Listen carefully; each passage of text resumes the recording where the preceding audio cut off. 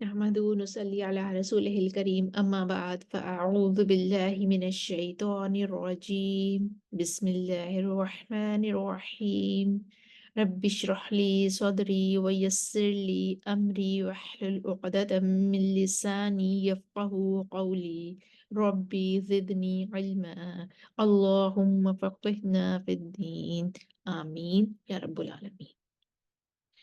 آج ہم نے تجوید کے لیسن میں طرف اللسان پڑھنا ہے۔ ہم نے دیکھا تھا زبان کی جو ہم نے مختلف پارٹس کا مطالعہ کیا تھا۔ سب سے پہلے زبان کی جڑ تھی جس کو اقصی لسان کہتے تھے، پھر زبان کا درمیان والا حصہ جس کو وسطی لسان کہتے ہیں، پھر زبان کی کروٹ حافۃ اللسان، اور پھر زبان کی نوک طرف اللسان جو ہم آج پڑھنے جا رہے ہیں۔ ٹپ آف دا ٹنگ ہے، یہ تین مخارج ہیں، یہاں سے تین نکلنے کی جگہ ہوتی ہیں زبان کی ٹپ سے، اور اس سے تین حروف کی ہی ادائیگی ہوتی ہے، اور وہ تین حروف ہیں لام، نون اور را۔ اور یہ جو تین مخارج ہیں طرف اللسان کے، وہ تمام داڑھوں کے ساتھ جب زبان مختلف طریقے سے ٹچ ہوتی ہے تو طرف اللسان اس سے مل کے، زبان کی نوک اس سے مل کے وہ پھر بنتے ہیں، وہ مخارج کی ادائیگی کر سکتے ہیں۔ حافۃ اللسان میں ہم نے پڑھا تھا اقصی حافہ، وسطی حافہ اور ادنی حافہ۔ ادنی حافہ ہم نے پڑھا تھا کہ حافۃ اللسان کا وہ حصہ جو دواحک کے سامنے ہے، ٹھیک ہے، جو فرسٹ مولرز کے سامنے ہے، زبان کی کروٹ، وہ والی زبان کی کروٹ، وہ والا حصہ جو کہ فرسٹ مولرز کے سامنے ہے، جو کہ دواحک کے سامنے ہے، part of the tongue in front of the first molars, اس کو ادنی حافہ کہا جاتا ہے، ٹھیک ہے۔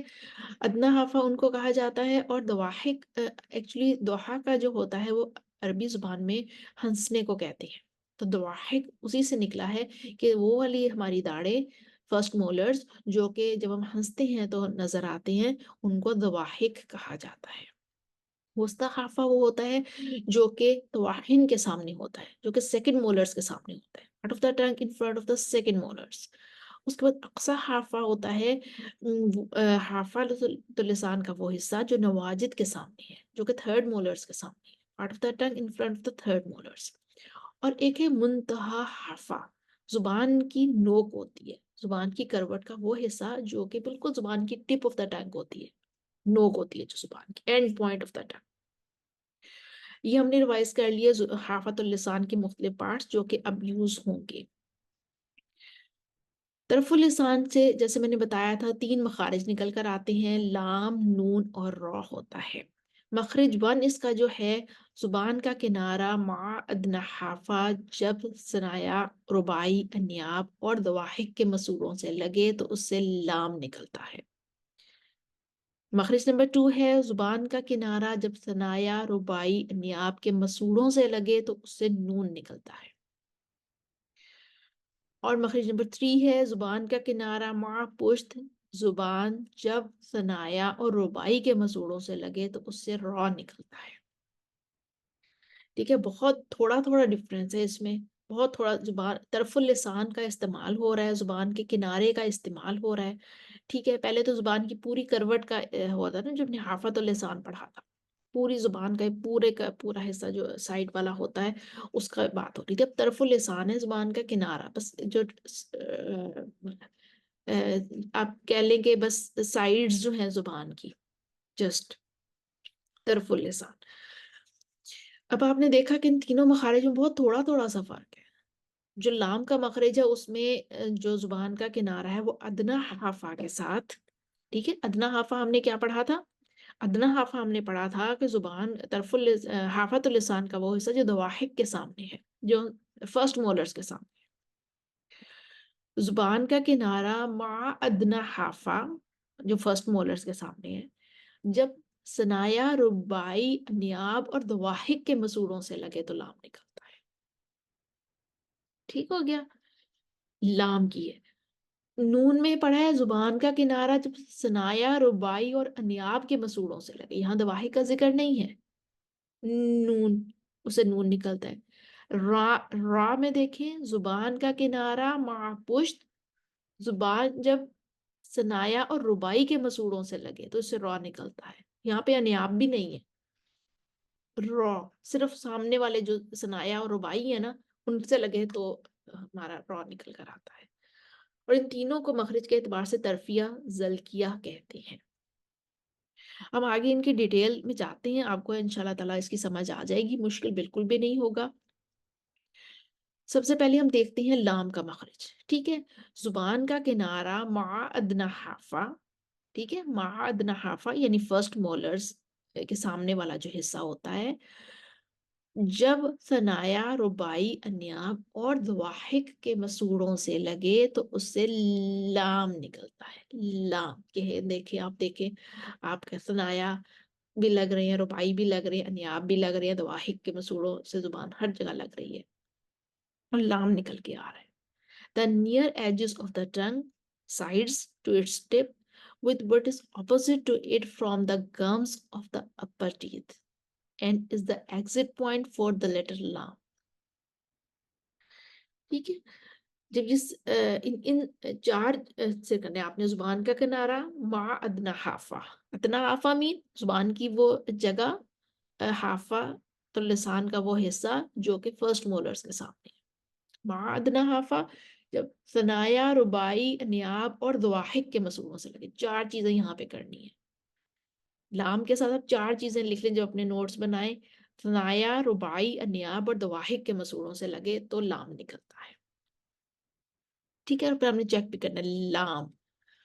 ये देखें, ये जो जगह आपको नजर आ रही है, ये डॉट्स से जो नजर आ रहे हैं, ये वाली जो जगह है, ये लाम, ये जुबान ऐसे टच हो रही है, लाम एंड पॉइंट है। ये जुबान का एंड पॉइंट होता है, ये नियरेस्ट एज है, एरिया ऑफ लाम from the nearest edges of the tongue to the end of the tip, and what lies opposite to it of the upper palate. ये देखें, ये आपने देखा ना, थनाया भी आ गए, रुबाई भी आ गए, अन्याब भी आ गए, दवाहिक भी आ गए। इन सब के साथ जब ये जुबान टच होती है तो हमारे पास जो है वो लाम निकल के आता है। लाम ये हमने पढ़ा था ना, रुबाई, सनाया, रुबाई, अन्याब और दवाहिक, इनसे जो है हमारे पास निकलता है, फर्स्ट मोलर्स जो होते हैं, इनसे हमारे पास जो है वो लाम निकल कर आता है। एक चीज है जो कि हम आगे जाके पढ़ेंगे, लाम जो होता है वो मुरक्कका भी होता है और मुफख्मा भी होता है। ठीक है, मुफख्मा तब होता है जब लाम को हम जो है वो थोड़ा मोटा करके पढ़ते हैं, और लाम बारीक होता है जब मुरक्कका होता है, लाम को बारीक करके पढ़ा जाता है। ठीक है, वो कॉम्बिनेशन में आ जाता है, सिफात में आ जाता है। जब आप किसी लाम मोटे हरूफ के साथ अदायगी होगी तो लाम मोटा पढ़ा जाएगा, जब बारीक हरूफ के साथ इसकी अदायगी होगी तो बारीक पढ़ा जाएगा। लेकिन एक चीज उसमें आ जाती है, a lam mufakhma is pronounced, there is concaving in the middle of the tongue and constriction in the throat, unlike the lam murakaka where this does not happen. ठीक है, लाम जब हम पढ़ते हैं, मोटा करके पढ़ते हैं, तो एक जुबान में एक जो है कंकेविंग, उसकी पोस्चर जो है ना वो थोड़ा सा कर्वी सा हो जाता है। लाम, लाम, लाम। और जब हम उसको बारीक पढ़ते हैं, लाम, लाम, जुबान बिल्कुल फ्लैट होती है, लाम, लाम। टच उन्हीं मसूड़ों से होना है, उन्हीं दांतों से होना है जो हमने पढ़े हैं, सनाया, रुबाई, अन्याब और दवाहिक के मसूड़ों से जब हम जुबान टच होगी तो उस वक्त जो है वो लाम की प्रोनाउंसिएशन होगी, लाम की अदायगी होगी। ठीक है, जुबान का किनारा मा अदना हाफा, अदना हाफा हमने फर्स्ट मोलर्स के सामने पढ़ा था ना, जुबान का किनारा अदना हाफा के साथ जब सनाया, रुबाई, अन्याब और दवाहिक के मसूड़ों से लगे तो लाम निकलता है। जी, अब इसके बाद हमारे पास आ जाता है तरफुल लिसान का वो हिस्सा जहां से नून निकलता है, नून। खैशूम से आवाज निकालते हुए यानी कि नाक से आवाज निकालते हुए जब जुबान का किनारा सनाया, रुबाई और अन्याब के मसूड़ों से लगे तो उससे नून निकलता है। अब देखिए यहाँ पे दवाहिक का इस्तेमाल नहीं हुआ, बस सनाया, रुबाई और अन्याब, इनसे इनसे लगे, इनके मसूड़ों से लगे तो नून निकलता है। Sides of the tongue, with the gums of the top teeth a little under the makhraj of lam is the exit point of an-nun sakina and an-nun mutaharrika and an-nun mushaddada. इनके नून जिस तरह का भी होगा इस तरह से निकलेगा, नून साकिन हो जाए, नून मुतहरिक हो जाए, नून पे शद आ जाए, जिस तरह का भी नून होगा नून का मखरज एक ही रहेगा। ये जब जुबान का किनारा सनाया, रुबाई और अनियाब के मसूलों से लगे तो नून निकलता है, but it is accompanied by a nasal sound from the खैशू। नेजल साउंड इसकी होती है, नाक से आवाज इसकी निकलती है, खैशूम से इसकी आवाज निकल कर आती है। ठीक है, अब हमने पहले लाम पढ़ा जिसमें जुबान का किनारा अदना हाफा के साथ जब सनाया, रुबाई और नियाब और दवाहिक के मसूलों से लगता है तो लाम निकलता है, लेकिन यहाँ पे हमने देखा कि दवाहिक निकल गए। ठीक है, अब नून रहे, नून के मखरज के लिए हमारे पास सिर्फ सनाया, रुबाई और अनियाब के मसूलों से जब जुबान का किनारा लगता है तो नून निकल कर आता है। ठीक हो गया, यहाँ तक। अब देखिए नून का ये मखरज आप देख रहे हैं। ठीक है, ये जो है ये सारा, ये जो है ये सारा नून खैशूम का भी यहाँ पे मलदखल हो रहा है ना, नाक से आवाज निकलती है नून। अब नून नून नून बगैर नाक से आवाज निकाले नून की प्रोनाउंसिएशन हो नहीं सकती है। ठीक है, और ये नून उन लेटर्स में से है जिन पे कंपल्सरी गुन्ना होता है। गुन्ना का लफ्ज आपने सुना होगा, नून मुशद्दद हो जाए तो इन पे लाजमी गुन्ना होता है, नून पे जब शद आ जाए तो नून। वैसे भी इसकी आवाज जो है वो खशूम से निकल कर आ रही होती है। ठीक है, अब हमारे पास आ जाता है तीसरा मखरज, और वो मखरज है जुबान का किनारा मा पुश्त, इनके जुबान के पिछले हिस्से के साथ मिलकर जब सनाया और रुबाई के मसूड़ों से लगे। ठीक है, यहाँ पे अनियाब भी निकल गए। पहले जब हम लाम का मखरज पढ़ा था तो हमारे पास 4 थे दांतों की कैटेगरीज, सनाया, रुबाई, अनियाब और दवाहिक थे। जब हमने नून पढ़ा तो दवाहिक निकल गए। ठीक है, सनाया, रुबाई और अनियाब रह गए। अब जब हमने रॉ पढ़ा ना तो अनियाब भी निकल गए। जुबान का किनारा महापुष्ट जब जब सनाया और रुबाई के मसूड़ों से लगे तो उससे रॉ निकलती है। Sides of the tongue and part of its upper surface with the gums of the top incisors is the exit point for the letter raw. Raw. ठीक हो गया, यहाँ पर आप देख सकते हैं वही चीज जो हमने लाम में देखी थी। when a thick raw is pronounced there is concaving in the middle of the tongue and constriction in the throat, unlike the thin raw where this does not happen. ठीक है, रॉ मुरक्का पढ़ेंगे, रॉ को नरम पढ़ेंगे, बारीक पढ़ेंगे तो ये रॉ की ये रॉ। ठीक है, बहुत थोड़ा सा डिफरेंस है। ये जुबान की पोजीशन अब देखें ये कैसी हो रही है, फ्लैट है। ठीक है, रॉ, लेकिन रॉ को जब मोटा करके हम पढ़ेंगे रॉ को, अब जुबान की पोजीशन देखें ये कर्वी हो गई है। ठीक है, ये रॉ मोटा और रॉ बारीक ये आगे जाके पढ़ेंगे कहाँ कहाँ पर हमें इसका इस्तेमाल करना है, लेकिन एग्जिट पॉइंट इसका एक ही है, मखरज इसका एक ही जगह पर है, लेकिन जुबान की पोजीशन चेंज हो जाती है। ठीक है, और अब ये देखें, ये गैप देख रही है ना, ये दांत है, ये जुबान का छोटा सा गैप रहेगा जब आप रॉ की अदायगी करेंगे। The gap through which a portion of the sound escapes when pronouncing the letter raw. Without this gap, the makhraj would close completely, leading to trailing of the tongue. A characteristic of raw that should be avoided. यानी कि अगर हम बिल्कुल इसको fill कर लेंगे, कोई भी ये छोटी सी जगह जो हमारे पास गैप रह रहा है अगर नहीं रहेगा तो रॉ के प्रॉपर अदायगी नहीं हो सकेगी। ठीक है, रॉ आप खुद करके देखें, छोटी सी यहाँ पे बारीक सा एक नजर आना चाहिए रॉ।